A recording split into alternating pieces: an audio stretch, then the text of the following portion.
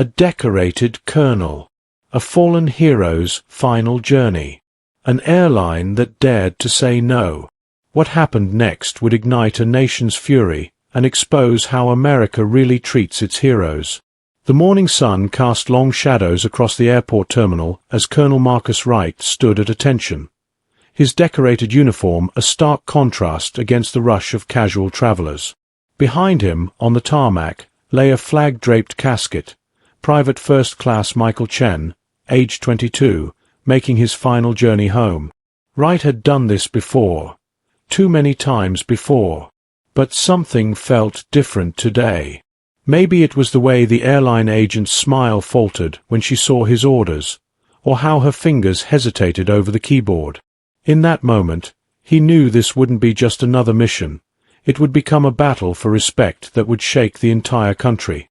As he approached the counter, the usual morning chaos of the terminal faded into background noise. Business travelers paused their phone calls.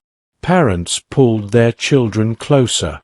The weight of his duty seemed to create an invisible corridor through the crowd.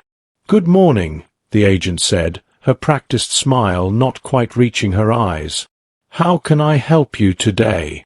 Wright placed his military orders on the counter, the official seals clearly visible. Colonel Marcus Wright, escorting the remains of Private First Class Chen. His voice was steady, professional, the same voice that had commanded troops and delivered both orders and condolences. The agent's fingers hovered over her keyboard, her smile slipping slightly as she read the documents. She glanced at her colleague, a subtle look that Wright had seen too many times before, the look of someone about to make a decision they knew was wrong. "Sir," she began, her voice tight with forced politeness, "there seems to be an issue with your documentation."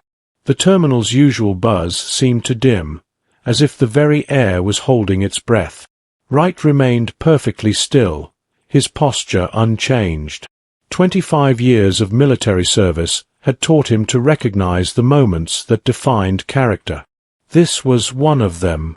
"Ma'am," his voice remained steady, years of command experience evident in every word, "I need you to explain exactly which protocol prevents a military escort from accompanying a fallen soldier home." The agent's colleague, sensing the growing tension, disappeared behind a frosted glass door. Through the translucent barrier, hurried shadows moved back and forth, suggesting urgent phone calls and hasty consultations. A supervisor emerged, his name tag identifying him as Mr. Thompson. His practiced corporate smile did nothing to mask the tension in his shoulders. "Colonel, I understand your situation, but we have certain security protocols that must be followed." Protocols. The word hung in the air like a challenge. Wright's voice remained measured, but carried the weight of authority that had commanded troops in combat. "I've escorted fallen soldiers before. There are no protocols preventing this duty." Then a voice cut through the tension like a blade.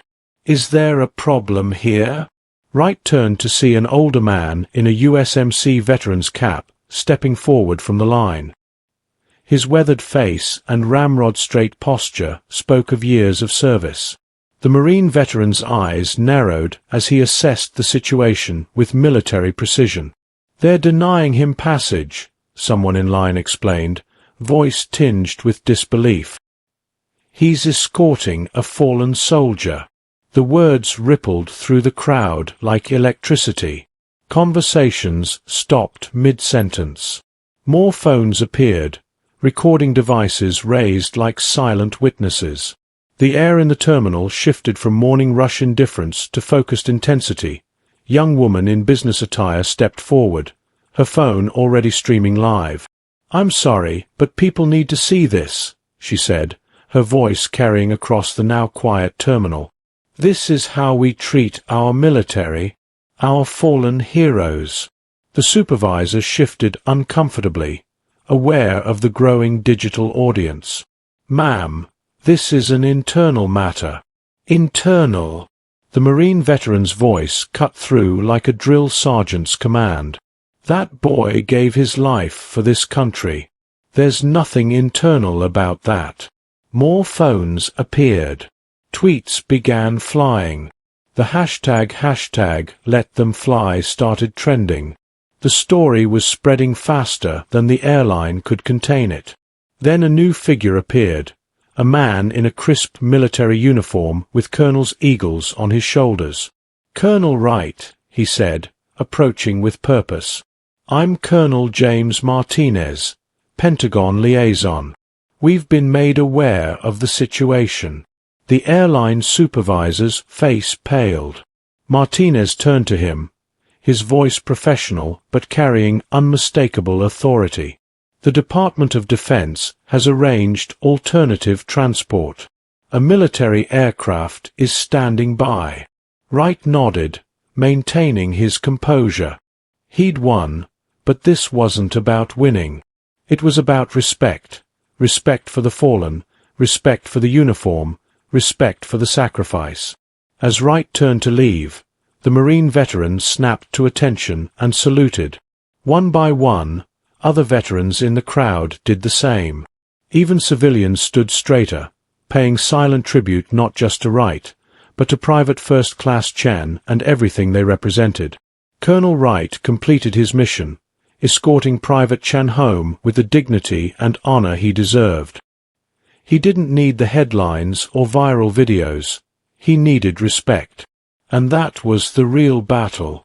The people at that airport, the Marine veteran, the passengers who spoke up, those who refused to stay silent, they proved something vital.